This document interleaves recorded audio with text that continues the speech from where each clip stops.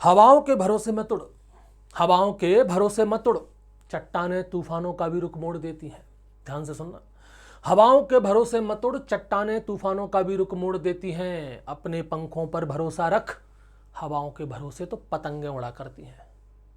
ये जो 4 लाइनें हैं ना, इन 4 लाइनों का जो पूरा सारांश है वो यही है कि हवाएं सिर्फ आपको उड़ने में मदद कर सकती हैं, उड़ना तो आपको अपने पंखों से ही होगा। इसलिए विश्वास, भरोसा अपने पंखों पर रखो। ठीक ऐसे ही ये कोचिंग इंस्टीट्यूट्स में सिर्फ आपको आपकी सफलता की तरफ सहायता दे सकते हैं, आपको थोड़ी सी स्पीड दे सकते हैं, बाकी का चलना तो आपको ही होगा, मेहनत तो आपको ही करनी होगी। ये इस 4 लाइनों का सारांश है, इनको थोड़ा सा देखिएगा, समझिएगा, आपके जीवन में बहुत काम आएंगी। चलो हम बात करेंगे आज नेशनल ब्यूरोज़ की। ठीक, ICAR के अंतर्गत जो नेशनल ब्यूरोज़ हैं उनको हम पढ़ेंगे, ज़्यादा नहीं है, कुछ 5-6 ब्यूरो हैं, उनके बारे में हम बात करेंगे। सबसे पहले हम बात करें national bureau of plant genetic resources. सबसे पहला है national bureau of plant genetic resources, ये सबसे पहला है national bureau of plant genetic resources. ये ब्यूरो की स्पेलिंग ठीक नहीं लिखी भाई, नेशनल ब्यूरो, ब्यूरो की स्पेलिंग क्या होती है? BUREAU, BUREAU, national bureau of plant genetic resources. बहुत इंपॉर्टेंट है, ये नई दिल्ली में है, आप कभी जाओ, IARI, ICAR ये सब एक साथ मिले हुए हैं, ये भी वही है। हेडक्वार्टर कहाँ पर है भाई इसका? न्यू दिल्ली के अंदर है। एस्टेब्लिश्ड ईयर कब का है इसका, कब बना था ये? तो ये बना था 1976 में। इसकी कहानी भी बड़ी इंटरेस्टिंग है, इसका इतिहास भी अगर आप जानोगे ना तो बहुत सारे चेंजेस हुए हैं इसके इतिहास में भी। 1946 में IARI जो आपका है, उस समय उसमें एक बॉटनी डिपार्टमेंट हुआ करता था। बात कब की है? 1946 की, 1946 की। बहुत सारी चीज़ें हैं जो दूसरे देशों से हमारे देश में लाई जा रही थी। इंट्रोडक्शन जिसको हम कहते हैं, प्लांट इंट्रोडक्शन हो रहा था, नई नई वेराइटीज़, नई नई पौधे के अलग अलग किस्मों को हमारे देश में लाया जा रहा था, प्लांट इंट्रोडक्शन हो रहा था। तो उसके लिए कोई एक अलग डिपार्टमेंट वगैरह चाहिए था। तो उस समय ICAR ने कोई डिपार्टमेंट नहीं बनाया, उसने एक स्कीम चलाई जिसका नाम था प्लांट इंट्रोडक्शन। और ये स्कीम किसके अंतर्गत थी? बॉटनी डिवीज़न के अंतर्गत। IARI का बॉटनी डिवीज़न था, उसके अंतर्गत थी ये। तो जो ICAR है अपना, उसने एक स्कीम चलाई, स्कीम का नाम क्या था? Plant introduction. ध्यान से सुनिएगा, कहानी बड़ी इंटरेस्टिंग है इसकी भी। प्लांट इंट्रोडक्शन एक स्कीम चलाई थी, और ये प्लांट इंट्रोडक्शन स्कीम किसके अंतर्गत थी? बॉटनी डिवीज़न के अंतर्गत, अंडर दी बॉटनी डिवीज़न। यानी उस समय ये एग्रीकल्चर डिपार्टमेंट में भी नहीं था, ये बॉटनी डिवीज़न में था, बॉटनी डिवीज़न इन IARI। तो IARI में जो बॉटनी डिवीज़न था उसमें एक स्कीम चलाई थी प्लांट इंट्रोडक्शन, जो ये सारे कामकाज करती थी। फिर 1956 में इसको थोड़ा सा और बढ़ाया गया। 1956 में इस स्कीम को एक ऑर्गेनाइजेशन का रूप दिया गया, इसको थोड़ा सा विस्तार, मतलब कहते हैं ना कि एक्सटेंशन किया गया इसका, और नाम रखा गया plant introduction and exploration organisation. Plant introduction and exploration organisation, and exploration organisation, ये इसका नाम रख दिया। और था लेकिन अभी भी ये किसमें? बॉटनी डिवीज़न में ही था, बॉटनी डिवीज़न से अलग नहीं हुआ था। फिर 1961 में इसको सेपरेट कर दिया, बॉटनी डिवीज़न से अलग कर दिया। कब? 1961 में। 1961 में एक इंडिपेंडेंट डिवीज़न बना दिया, बॉटनी डिवीज़न से हटा करके इसी को डिवीज़न बना दिया, division of plant introduction, division of plant introduction.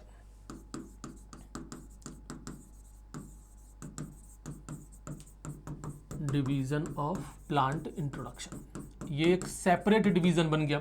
कब? 1961 में आकर के। फिर उसके बाद 1974 में आकर के 1976, अगस्त 1976, अगस्त की बात है जी, तो अगस्त वगैरह को छोड़ दो, आप तो खाली ईयर ही याद रख लो, वही बहुत है आपके लिए। 1976 में जाकर के इसे एक इंडिपेंडेंट इंस्टीट्यूट बनाया, एक स्वतंत्र इंस्टीट्यूट बनाया, और नाम रखा national bureau of plant introduction, जिसको हम शॉर्ट में कहते हैं NBPGR। तो आज का जो NBPGR है वो कब बना था? 1976 में बना था। आ रही है बात समझ में? अच्छा, ये 1976 में बन गया था। इस समय उसका नाम क्या था? National bureau of plant introduction, ना कि एनबीपीजीआर। चलो इस एनबीपीजीआर थोड़ा सा इसमें और ऐड कर लो। उस समय इसका नाम क्या था?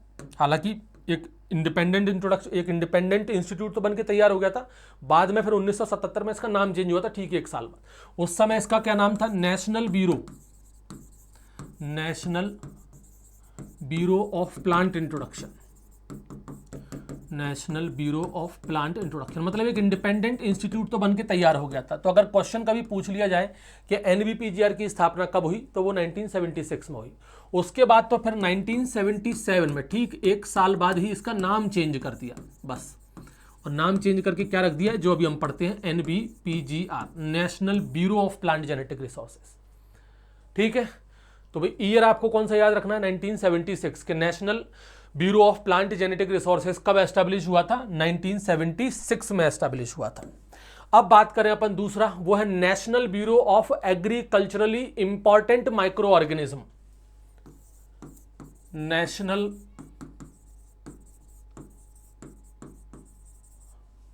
Bureau of agriculturally important micro organism.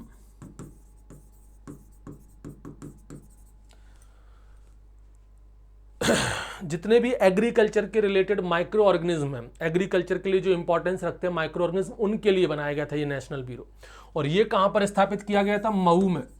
Mau कहां पड़ता है भाई? उत्तर प्रदेश में। एक मऊ आपका इंदौर में भी पड़ता है, वो नहीं है, ये उत्तर प्रदेश वाला है। और कब बनाया गया था इसको? 2001 में बनाया गया था।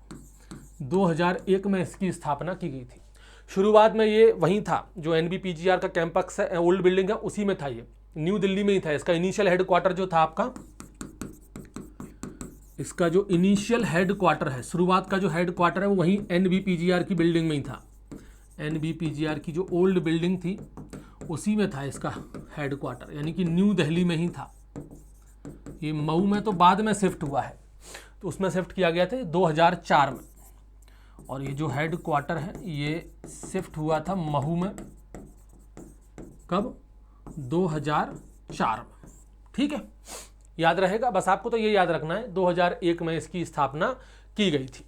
उसके बाद अपन बात करें यहाँ पर, ये तो एग्रीकल्चरली इंपॉर्टेंट माइक्रो ऑर्गेनिज्म हो गए। एक एग्रीकल्चरल इंसेक्ट रिसोर्सेज वाला भी है, national bureau of agriculture important resources. कितने हो गए अभी अपने? ये 2। अब एक तीसरा है national bureau of agriculture insect resources. ये इंसेक्ट के लिए है, इंसेक्ट रिसोर्सेस इंपॉर्टेंट है ये भी, इससे भी क्वेश्चन बनते हैं। इसका हेडक्वार्टर कहां पर है भाई? बेंगलुरु में है। हेडक्वार्टर कहां पर भाई इसका? बेंगलुरु में है।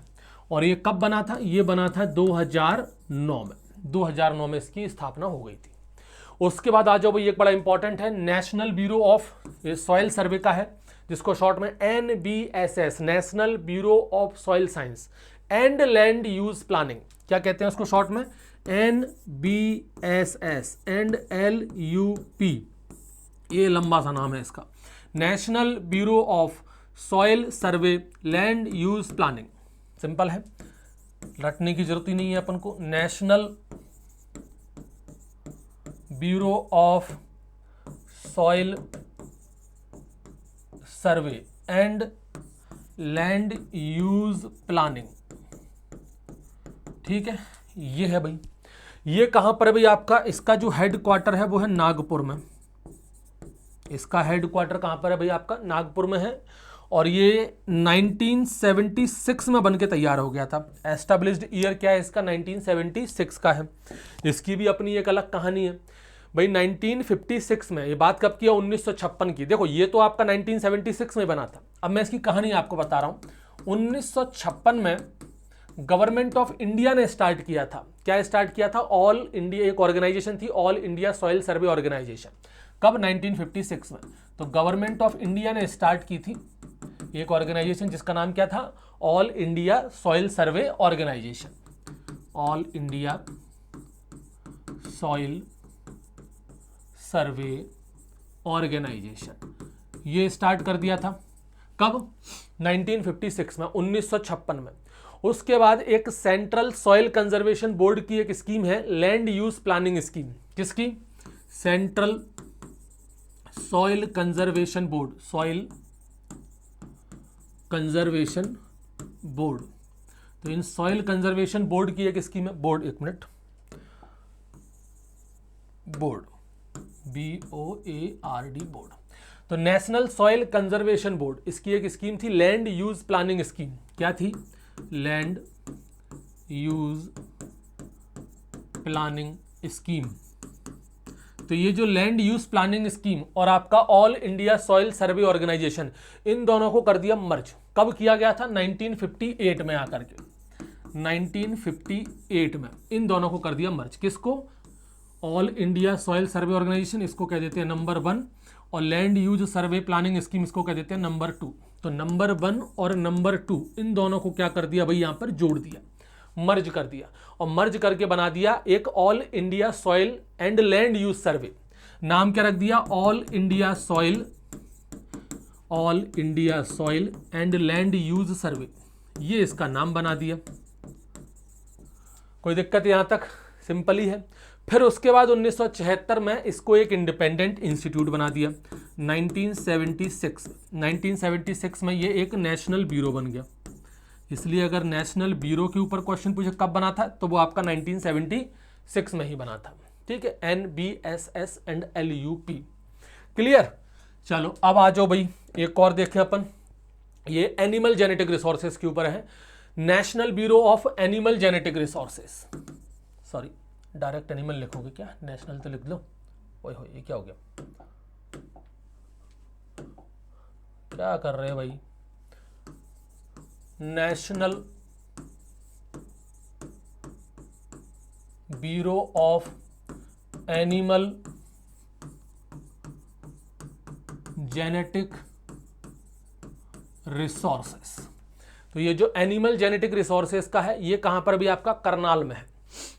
करनाल इसका हेडक्वार्टर है, करनाल के अंदर, करनाल में। और ये बना कब था? ये बना था 1984 के अंदर, 1984 में। अच्छा, इसकी भी एक अलग कहानी है। क्या कहानी है? कि 1984 में जब ये बना था तो उस समय 2 इंस्टीट्यूट थे। कितने इंस्टीट्यूट थे भाई? 2 इंस्टीट्यूट। एक तो यही था national bureau of animal genetic resources, और एक था national institute of animal genetics. एक तो था national bureau of animal genetic resources, NBAGR, और एक था national institute of animal genetic. 2 institute थे, ध्यान रखिएगा। उस समय कब की बात हो रही है? 1984 की बात हो रही है। उस समय 2 इंस्टीट्यूट बनाए गए थे। एक तो आपका यही है, इसको शॉर्ट में क्या बोलेंगे? NBAGR। एक तो यही बना था NBAGR, national bureau of animal genetic resources, और एक था national institute of animal genetics, national institute of animal genetics, national institute of animal genetics. ये 2 इंस्टीट्यूट बनाए गए थे आपके कब? 1984 के अंदर। और ये कहाँ बनाए गए थे? उस समय ये थे बेंगलोर में। उस समय इनका जो हेड क्वार्टर था वो बेंगलोर में था। ये तो बाद में शिफ्ट हुआ है, करनाल में तो बाद में शिफ्ट हुआ है, बाद में जाकर के ये शिफ्ट हुआ फिर 1985 में। ठीक है, फिर इसका जो हेड क्वार्टर था ये शिफ्ट हो गया, शिफ्टेड टू करनाल, करनाल में शिफ्ट हो गया था 1985 में। लेकिन आपको याद कौन सा रखना है? 1984। वो तो हेड क्वार्टर शिफ्ट होना वगैरह है, उससे फर्क नहीं पड़ता, बना कब था मेन वो चीज़ है, तो ये याद रखना 1984।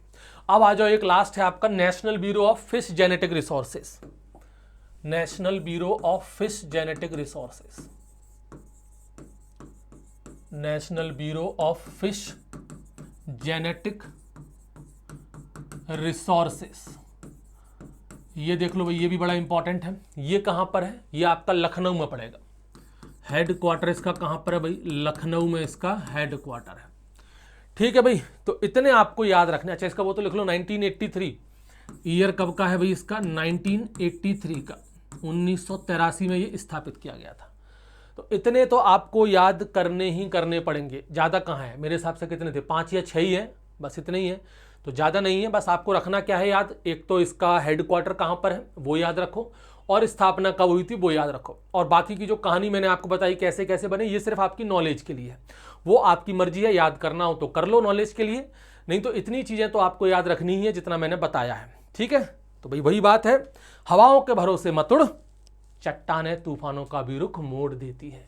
अपने पंखों पर भरोसा रख, हवाओं के भरोसे तो पतंगें उड़ा करती हैं।